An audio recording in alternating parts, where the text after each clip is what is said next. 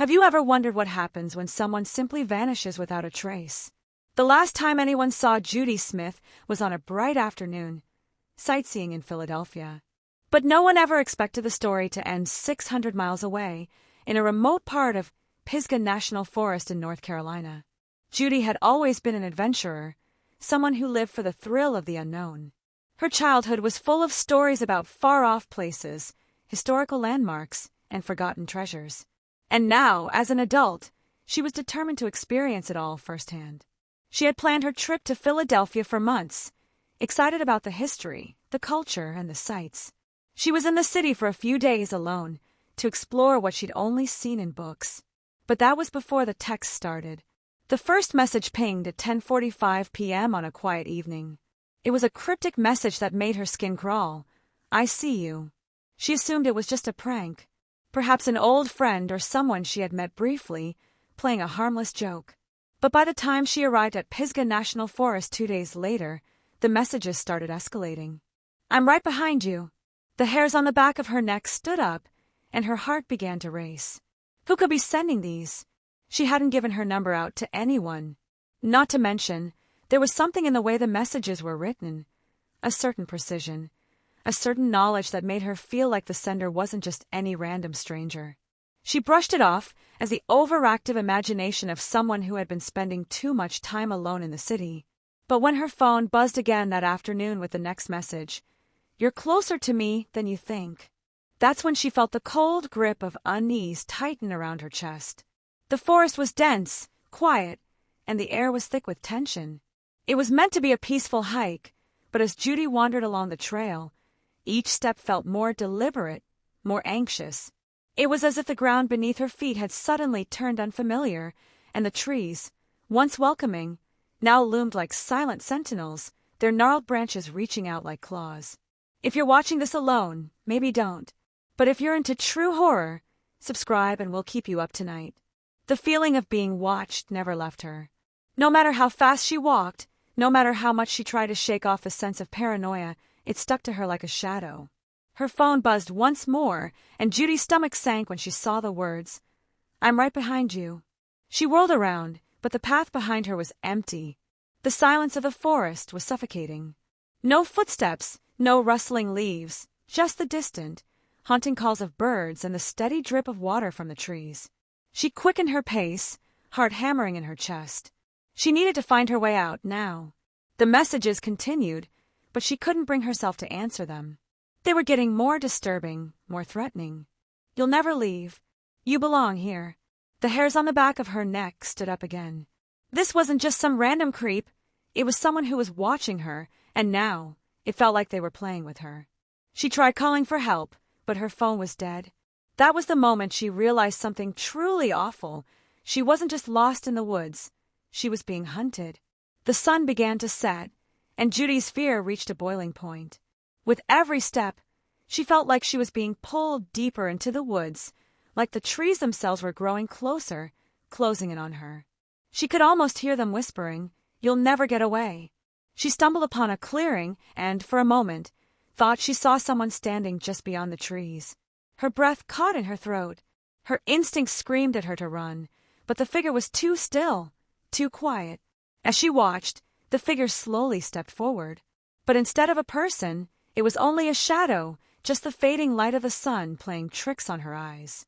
Still, her panic escalated. She couldn't explain it, but something about that shadow felt real. What would you do in this situation?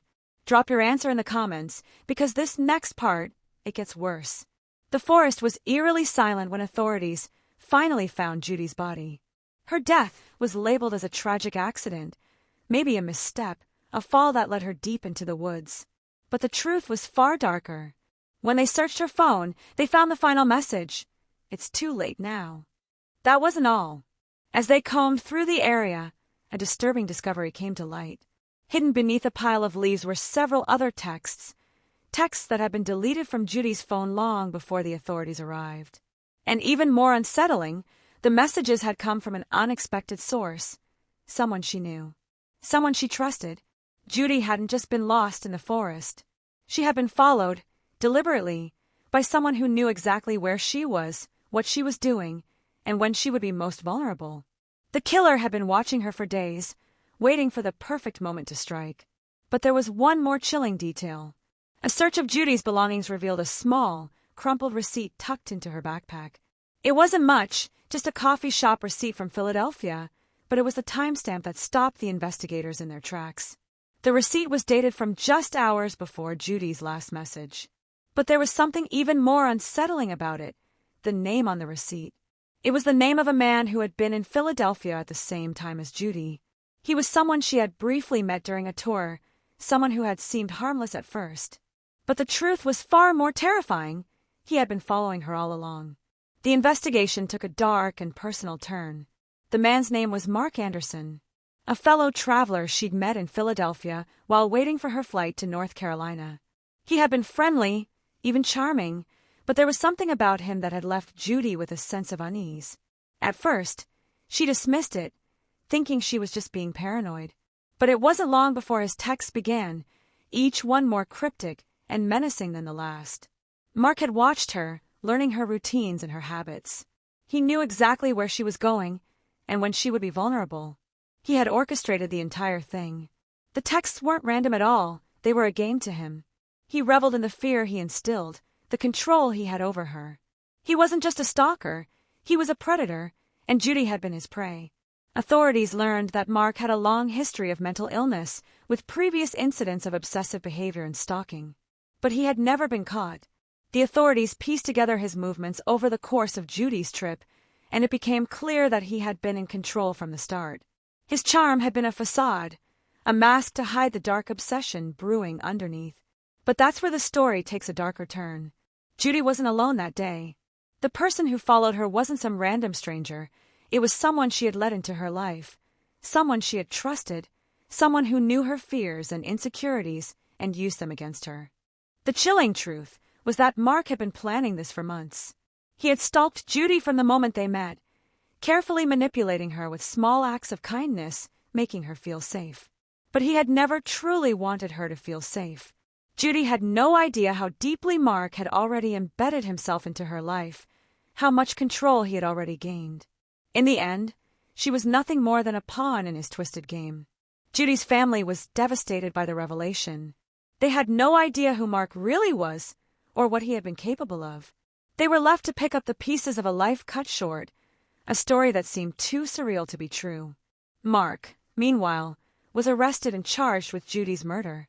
But even in prison, he remained cold, detached, as if the entire ordeal had been little more than a game to him. If you made it to the end, you're braver than most.